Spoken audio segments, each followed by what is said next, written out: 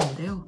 세무사를 검색했을 때 인기 있는 동영상 전부 다 썸네일이 그거더라고요. 세무사 하지 마세요. 근데 제가 그때 그랬어요. 미래에 세무사 없어질 직업 중에 하나라고 하던데 지인분이 그러시는 거예요. 너도 세무사 한번 해보라고. 골프장에 갔는데 평일 대낮에 세무사들이 정말 많다고. 그냥 노트북 하나만 가지고 한두 달씩 여행도 갈 수 있다고.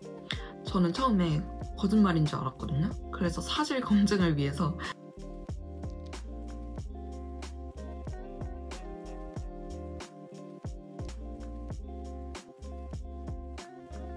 안녕하세요. 헤일리 코드의 헤일리입니다.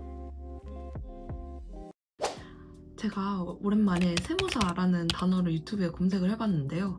세무사를 검색했을 때 인기 있는 동영상 전부 다 썸네일이 그거더라고요. 세무사 하지 마세요. 한때는 구글 검색어, 인기 검색어에도 올랐다고 해요. 세무사 하지 마세요가 정말 웃기지 않나요? 근데 왜 세무사 수험생들은 계속 많아질까요?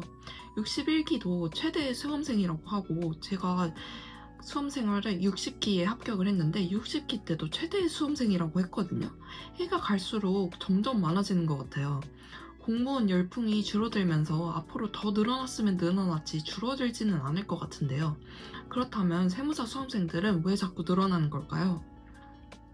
저는 패션을 전공해서 비전공자 수험생이었는데요.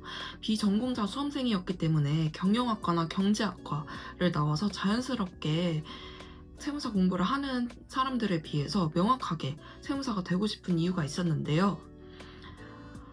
최근 들어 언스크립트 등의 후속편이 나오면서 가장 고전적이고 제가 가장 좋아하는 책인 이 부의 추월차선이라는 책을 토대로 왜 세무사가 현대판 가장 현실적인 부의 추월차선인지 그 이유 3가지에 대해서 소개해 보려고 해요. 한 3편을 구성 중이고요. 첫 번째 편은 시작해 보도록 하겠습니다. 때는 2020년도였어요. 저의 얘기를 좀 해보자면요. 진로 고민을 1년 내내 하고 있는데 제 지인분이 그러시는 거예요. 너도 세무사 한번 해보라고. 골프장에 갔는데 평일 대낮에 세무사들이 정말 많다고. 근데 제가 그때 그랬어요. 미래에 세무사 없어질 직업 중에 하나라고 하던데 AI로 대체될 직업 1순위라고 하던데. 근데 그때 그분이 그러시는 거예요. 전문직이 그렇게 밥그릇을 쉽게 놓겠냐고. 전문직 시장은 너가 죽기 전까지 절대 안 없어진다고.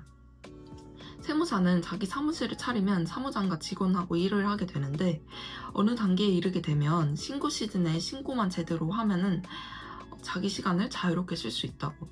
이거 하나만 가지고 한두 달씩 여행도 갈 수 있다고.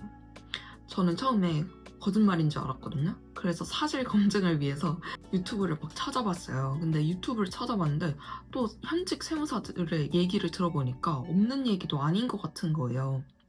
이런 직업이 있다고? 정말 놀라게 됩니다. 부의 추월차선이라는 책에 대해서 간단하게 이야기를 하자면요.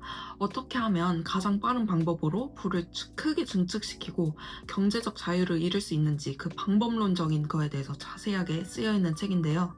저는 읽고 진짜 놀라는 부분들이 너무 많았어가지고 두우두고 읽는 것 같아요. 부의 추월차선에서 이야기하는 부의 씨앗 5가지가 있는데요. 그게 레버리지 시스템이거든요. 레버리지 시스템은 5가지 종류에 대해서 이야기를 해볼게요. MJ 드마코든 이렇게 말을 하더라고요. 보면 자유는 레버리지 시스템에서 온다. 시스템이 당신을 일하게 할 수 없다면 당신은 평생 시간이라는 감옥에 갇히게 되는 것이다. 부자는 단순히 돈이 많은 사람이 아니라 시스템이 돈을 벌어다주는 사람이라고 해요. 그 시스템을 만드는 방식 5가지에 대해서 심지어 이야기를 해주는데요. 그 5가지가 뭐냐면 첫 번째는 소프트웨어입니다. 자동화된 프로그램, 나 없이도 활용할 수 있는 앱. 두 번째는요, 콘텐츠입니다. 유튜브, 책, 블로그, 강의 등이 될 수 있겠고요. 세 번째는 유통산업이에요. 유통 시스템을 통해서 자동적으로 물건을 팔 수 있는 시스템. 그리고 네 번째, 부동산 수익. 그 임대료 소득이 되겠죠. 나 없이도 임대료를 계속 받을 수 있으니까요. 그리고 5번째는 인적 자원입니다. 사람이 사람을 대신하게 해주는 구조. 많은 사람들이 세무사라고 하면 시간을 파는 전문직이라고 생각을 많이 하는데요. 세무사는 정말 특이하게도 5번째, 즉 인적 레버리지를 활용하기 딱 좋은 구조예요. 왜냐하면 세무사는 기장거래처를 모으게 되면 일정 수준 이상이 되게 되면 사무장이나 경력자 직원들을 통해서 업무를 표준화하고 분업화할 수가 있기 때문이에요. 그리고 이 레버리지 시스템을 통해서 직원과 사무장이 주로 일을 하게 되고 세무사는 신고를 돕게 됩니다. 부의 추월 차선에서 강조하는 5가지 시스템 중에서 공통점이 있는데요. 바로 소극성이라는 거예요. 돈을 벌어다 주고 있는 구조에서 내가 얼마나 일을 해야 하는가라는 부분이거든요. 세무사는 개업을 해서 시스템을 갖추게 되면 소극성이라는 부분을 극대화할 수가 있다는 큰 장점이 있어요. 예를 들어서 신고 시즌에 내가 모든 고객을 응대하는 것이 아니라 직원들이 이 각 파트를 맡고 나는 품질을 총괄하고 전략을 짜는 역할을 맡는 거예요. 이건 곧 인적 레버리지를 최대화할 수 있는 구조라는 것입니다. 이럴 때 수익은 선형이 아니라 기하급수적으로 늘어나게 됩니다.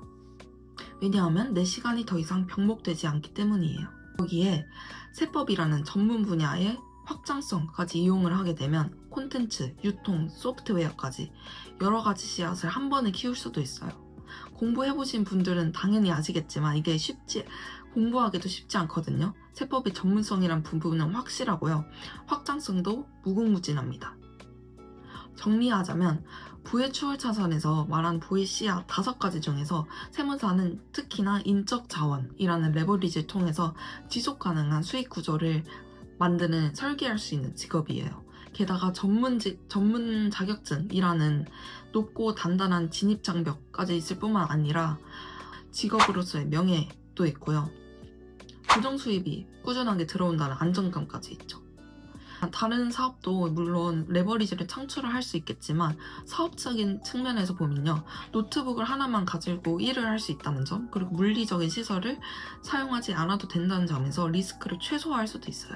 그래서 가장 현대판에서 가장 현실적이고 안전한 부의 추월 차선이라는 것이죠.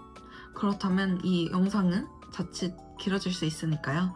2번째 이유에 대해서는 2번째 영상에서 설명을 해보도록 하겠습니다. 그럼 2번째 영상을 보시려면 좋아요와 구독 한번 눌러주세요. 감사합니다.